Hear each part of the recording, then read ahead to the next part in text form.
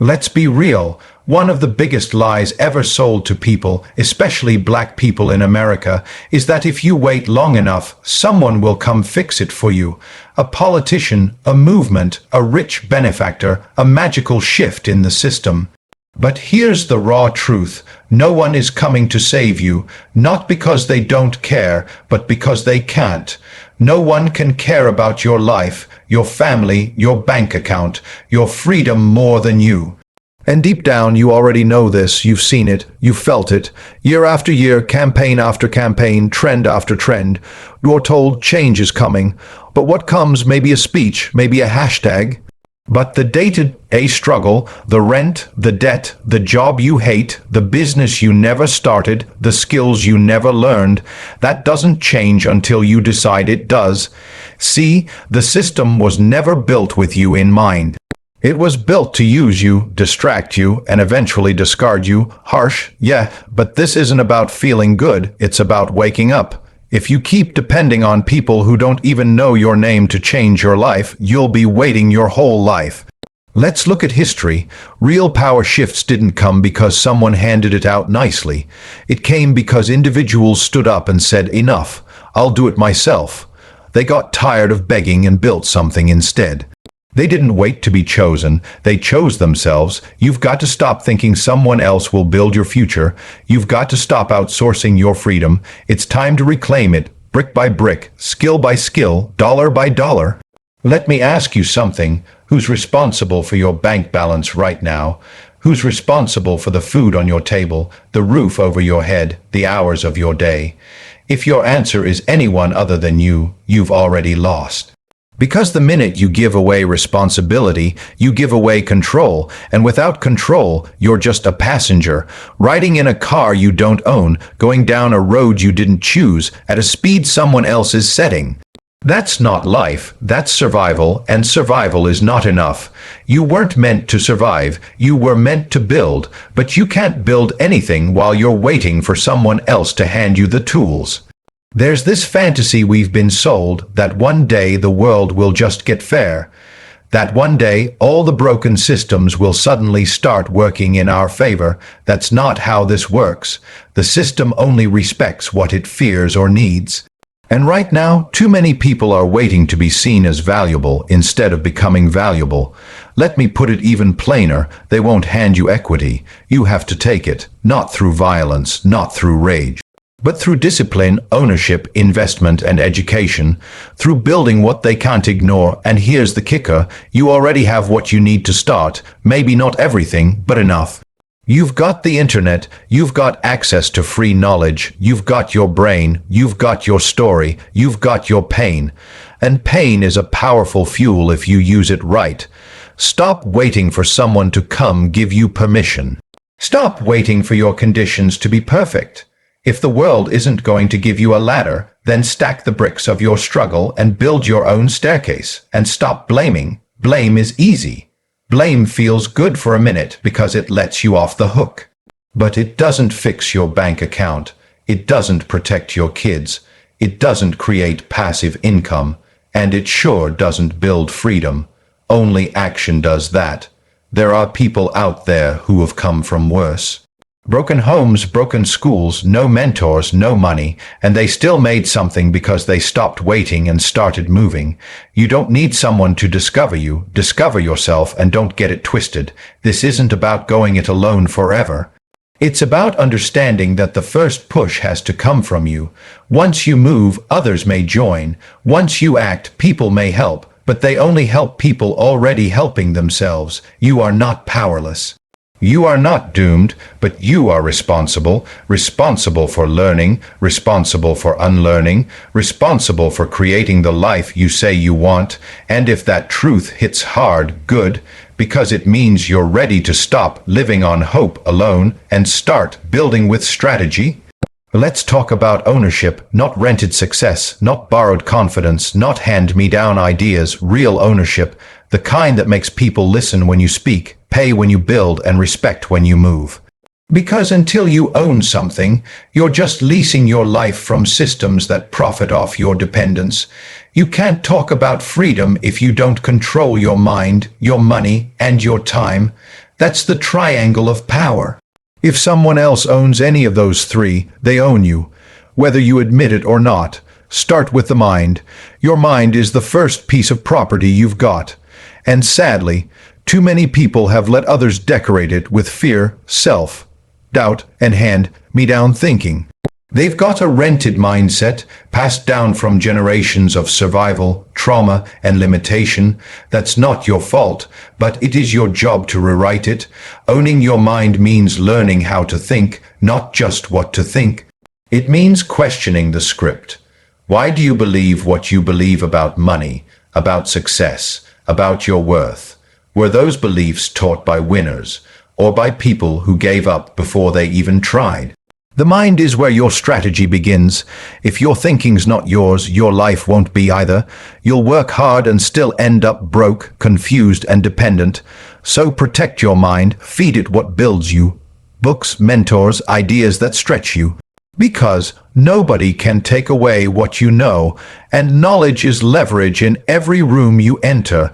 Then there's money. You don't have to be rich to own your finances, but you've got to stop treating money like a mystery. It's not magic, it's math, it's habit, and it's 100% learnable. The problem is, most people want to look rich more than they want to be free. Stop flexing for people who don't care. Stop buying liabilities and calling them treats. Start treating every dollar like a soldier. You send it out with a job to come back with friends. That's how you build wealth, slowly, quietly, consistently. Ownership of money isn't about having a big paycheck. It's about knowing where your money goes, what it earns, and who's making a profit off your ignorance. You work 40 hours a week but won't spend 1 hour learning how to make your money work for you. That's not freedom, that's slavery with better branding. Learn the game. Learn about investing, budgeting, credit, taxes, assets, and compound interest. If you don't, someone else will use your lack of knowledge to get paid. That's not an opinion, that's the economy. Then there's time, the most valuable asset of all. Money lost can be made back. Time lost is gone forever. And here's what most people don't realize. If you don't control your time, you don't control your life. Too many people are stuck trading time for money, and worse, wasting time for nothing, scrolling, watching, complaining, chasing distractions. You say you don't have time to build a business, learn a skill, or invest in yourself, but you've watched every episode of a show you'll forget next week. Own your time, audit it, track where it goes. Ask yourself, what's this hour doing for my future? Every minute you spend is either an investment or a withdrawal. If it's not building you, it's breaking you, and don't confuse busyness with productivity. Working hard is fine, but working smart is what creates leverage. You want to own your time, build multiple streams of income, start something that pays you while you sleep. Stop being proud of being exhausted. Start being proud of being effective. You'll hear people say, time is money. Wrong. Time is more valuable than money because you can use time to make money, but you can't use money to buy time, not real time. Not time with your kids, time with your health, time for your peace. So stop selling your schedule to people who wouldn't show up at your funeral. Owning your time means setting boundaries. It means learning to say no. It means designing your day instead of reacting to it. It means getting up with purpose and going to bed with progress, because once your time is yours, your life is too. When you own your mind, nobody can brainwash you. When you own your money, nobody can control you with a paycheck. When you own your time, nobody can trap you in a schedule that doesn't serve your purpose. Ownership isn't just a business goal, it's a life requirement. Without it, you're always on lease. On borrowed confidence, borrowed routines, borrowed direction. But when you own your mind, your money, and your time, you stop surviving and start designing. There's a narrative that's been pushed for decades, maybe even centuries, that if you work hard enough, play by the rules, and keep your head down, eventually someone will invite you to the table, the boardroom. The spotlight, the place where decisions are made, but what they don't tell you is this: that table was never built for you, and begging for a seat at it means you're already giving away your power, so stop knocking. Stop waiting, stop dressing up to impress a system designed to ignore you. Build your own table, because when you build your own table, you choose who eats, you choose the menu, you control the conversation. You're not hoping to be included, you're setting the standard. That's what real power looks like. Not being tolerated in someone else's world, but building a world that can't function without you. Now let's break this down. What does it actually mean to build your own table? It means creating opportunities instead of applying for them. Too many people waste years sending out resumes, pitching to people who don't even see them, or trying to network their way into rooms where no one speaks their language. That's a losing game. You've got ideas, build them. You've got skills, monetize them. You've got experience, package it and sell it. The internet has leveled the playing field. You don't need permission to create anymore. You just need execution. Building your own table also means leading instead of following. Most people are followers. They wait for trends, follow influencers, copy what they see working. But leaders don't copy, they create. Leaders don't blend in, they stand out. And yes, that takes courage. It means being misunderstood. It means doing things before they're cool, before they're popular. But that's the price of innovation. If you're not willing to look crazy for a while, you'll stay invisible forever. To build your own table, you also need skills that matter. Not just paper degrees, not just titles, not just experience from jobs where you were underpaid and undervalued. Real skills, high income, high average, transferable skills. Things that solve problems, things that create value: sales, marketing, tech, branding, investing, leadership, negotiation. Learn the things that make people need you, not just like you. And let's be clear, building your own table isn't just about business. It's about agency. It's about ownership. It's about saying, if I can't find the space I belong in, I'll create it from scratch.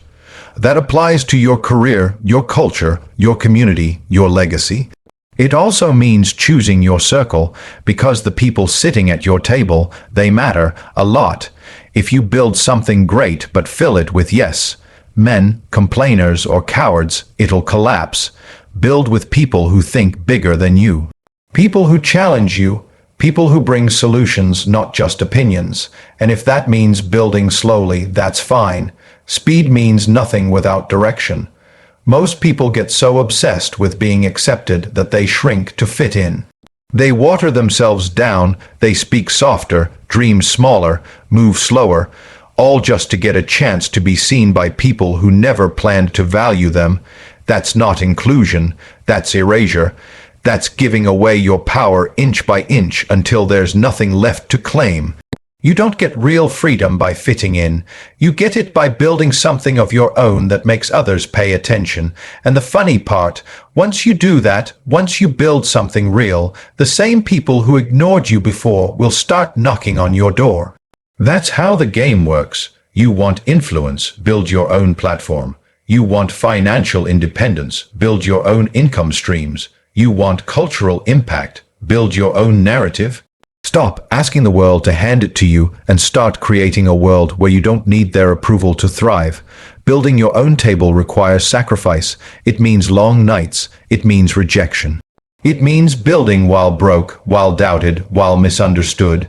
It's not glamorous, but it's yours, and what's yours can't be taken. When you build it from the ground up, every brick, every scar, every failure is part of the foundation. And that makes it unshakable, so stop auditioning, stop waiting for the spotlight, stop trying to earn your place in rooms that want your talent but not your truth. Take that energy and put it into something that's yours. Something no one can cancel, control, or co-opt. Something built on purpose, not permission. Physical chains can be seen. They make noise when they drag. They leave marks. They make it obvious you're being held down. But psychological chains, those are quieter, they don't rattle, they don't bruise your skin, they bruise your mindset, and most people walking around today don't even realize they're wearing them. They go to work every day, come home exhausted, sit in front of a screen for 6 hours, wake up and do it again, and they think that's just life. But what they're really trapped in is a mental loop that tells them, this is all there is. That's what psychological chains sound like. You weren't born with those chains, they were taught to you, passed down, reinforced, normalized. They were wrapped around your thinking before you even knew how to spell your name. Maybe it came from school. Maybe it came from trauma. Maybe it came from watching your parents struggle, watching dreams get delayed so long they disappeared. Wherever they came from, the truth is this: if you don't break them, you'll pass them on. The worst part, these chains aren't held by anyone else. They're built from inside, from doubt, from fear, from programming, from watching too many people settle and thinking that's how life works. The moment you say, people like me don't get ahead, you've tightened the chain. The moment you say, I'm just not good with money, you've locked it in place. The moment you look at a successful person and think they must have had some advantage I didn't, you've reinforced the trap. The most dangerous lie in the world is that your current reality is your permanent one, that where you start is where you have to stay, that survival is the ceiling, that struggle is your identity. That's how the chains work. They convince you that striving for more is either impossible or selfish. They teach you to shrink, to play small, to be grateful for scraps. And once your thinking is boxed in, you don't need fences, you don't need guards, you'll keep yourself locked down just fine. Breaking those chains means doing something most people are terrified of: challenging your beliefs. It means stepping back and asking, who told me this was true? Who told you money was evil? Who told you success is for other people? Who told you that your skin color, your zip code, your family history, your past mistakes mean you can't win? Because if that belief didn't come from someone who's already where you want to be, why are you still carrying it? Psychological freedom starts when you question everything, not with cynicism, but with intention. When you stop accepting limits that were handed to you by people who gave up on their own potential, you start to realize most of the fear you've been carrying isn't even yours. It was downloaded into you by people who didn't know any better. And now it's your job to uninstall it. One of the strongest psychological chains out there is the fear of failure, and it's funny, because failure isn't even dangerous. What's dangerous is staying stuck. What's dangerous is staying broke, staying confused, staying behind, all because you're scared of looking stupid. The chain convinces you to value comfort over growth. But growth only comes from friction, from resistance, from breaking what's familiar so you can build what's possible. Another chain is the idea that success means selling out, that building wealth makes you greedy, that taking control of your life is somehow arrogant. That's not humility, that's programming. They want you to feel guilty for wanting more because it makes you easier to control. But being broke doesn't help your community. Being quiet doesn't uplift anyone. Playing small doesn't set anyone free. Break the chain by understanding this. You can be powerful and still be principled. Then there's the chain of comparison. Social media's got people out here watching highlight reels and thinking they're behind. Thinking it's too late for me. Thinking I'm not talented enough. Thinking everyone else already made it. But they're comparing their first chapter to someone else's middle. And that mental trap kills more dreams than failure ever could. You don't need to move fast. You need to move forward. But as long as your mind is locked in comparison, you'll never focus long enough to build your own lane. To break the chains, you need to rewire your daily actions. Stop filling your mind with content that distracts you. Start feeding it with things that build you. Turn off the noise and get intentional. Read things that challenge you. Surround yourself with people who talk about ideas, not people. Practice discipline, not just motivation, because motivation fades. Chains don't break with hype. They break with repetition, with consistency, with new habits, new thoughts, new inputs, over and over again until the old system collapses. Anger is not your enemy. Frustration is not a flaw. Pain isn't weakness. Those emotions you've been taught to suppress, hide, or ignore, those are fuel, they're energy. The problem isn't that you feel them. The problem is what you do or don't do with them. Most people think emotion is something to avoid. They see it as a liability, but emotion is a signal. It's your inner system saying something's not right, something needs to change. The real issue is that too many people get stuck in the emotion instead of using it to move. They sit in anger, they drown in resentment, they spiral in self-pity, but they never convert it. They never turn it into strategy, discipline, or action. You're mad at your job, use that, wake up earlier, build a side hustle, learn something that gets you out. Don't just vent about your boss. Build a future where you don't need a boss. You're tired of being broke. Good. Let that irritation push you to open a book, study a market, create a product. Let it force you to stop scrolling, stop numbing, stop distracting yourself with dopamine while your bank account screams for discipline. There's power in every emotion you feel. The mistake is wasting it, turning it inward, using it to beat yourself up instead of build yourself up, or saying it outward, blaming the world, blaming your parents, blaming the system, blaming your skin, blaming your past. The blame feels good in the short term, but it keeps you stuck. It keeps you from owning your part, and if you don't own your part, you can't change your path. Action is the filter. It's what separates pain from progress. Everyone feels something. Only a few turn that into something useful. You don't need more motivation. You need more movement. You don't need a perfect plan. You need to start while it's messy, while it's small. While it's hard, emotion is loud at the beginning, but the louder thing is action, because once you start moving, the emotion has somewhere to go. Take fear, for example. Fear is a normal response. It's wired into your biology. But fear unchecked becomes paralysis. It turns into excuses. It shows up as procrastination and overthinking. People say they're waiting for the right time, but really they're waiting for the fear to go away. It won't. Fear doesn't disappear. It gets replaced by proof, and the only way to build proof is through action. You're anxious, do something. You're angry, build something. You're insecure, learn something.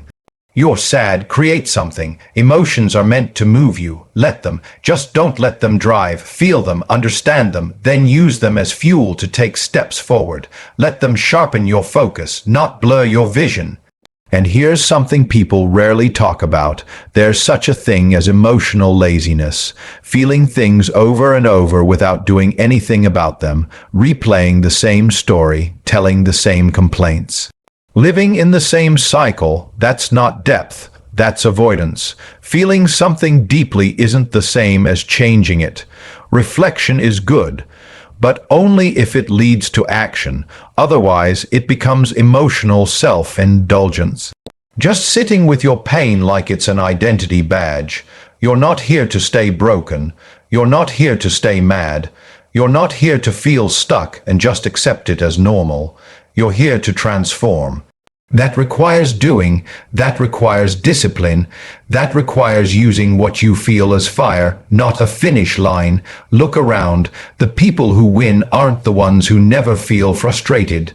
They're the ones who don't let frustration stop them. The ones who feel the weight of pressure but show up anyway. The ones who have every reason to give up but don't.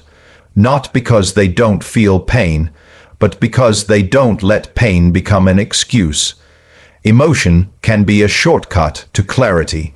When you're angry, ask why. What boundary was crossed? What injustice are you tolerating? What standard have you lowered? When you're frustrated, ask what's missing. What skill? What structure? What system? Every emotion is a messenger.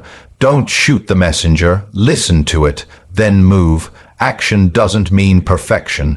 It doesn't mean some grand public success. It can be small, quiet, and internal.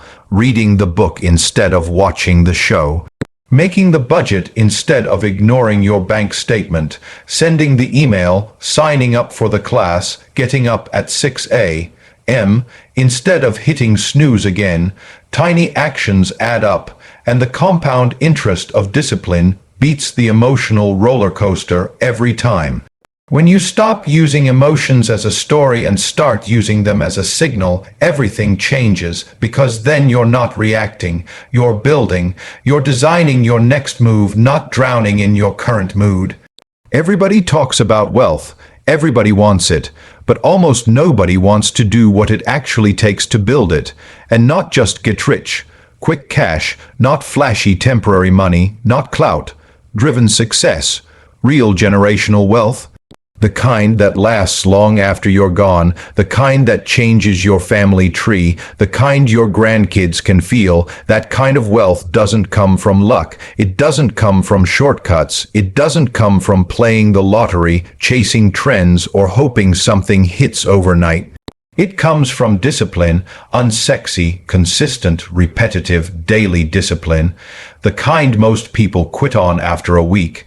Discipline is the quiet engine behind every wealthy person you admire, not just discipline with money, but with habits, focus, learning, time, and patience. It's the discipline to say no when everyone else is saying yes. It's the discipline to save when you could spend, to invest when you're tempted to flex, to build when you're tired, to keep going when no one's watching. People think wealth is all about what you earn, but that's only part of the story. It's more about what you keep, what you grow, and what you pass on. And you can't keep, grow, or pass on anything without structure. And structure starts with discipline. You can earn $10K a month and still be broke if your money habits are trash, if you're buying liabilities instead of assets, if you're letting your emotions drive your decisions. If every time you get ahead, you sabotage it with impulse and ego. Discipline means thinking long-term in a world addicted to short-term rewards. It means being okay with not seeing instant results. It means building systems instead of chasing dopamine. That's not easy, but it's necessary, because real wealth doesn't reward how hype you are. It rewards how consistent you are. It's discipline that makes you learn about credit when no one taught you. It's discipline that makes you track your spending, build a budget, stick to your investment plan, even when the market dips.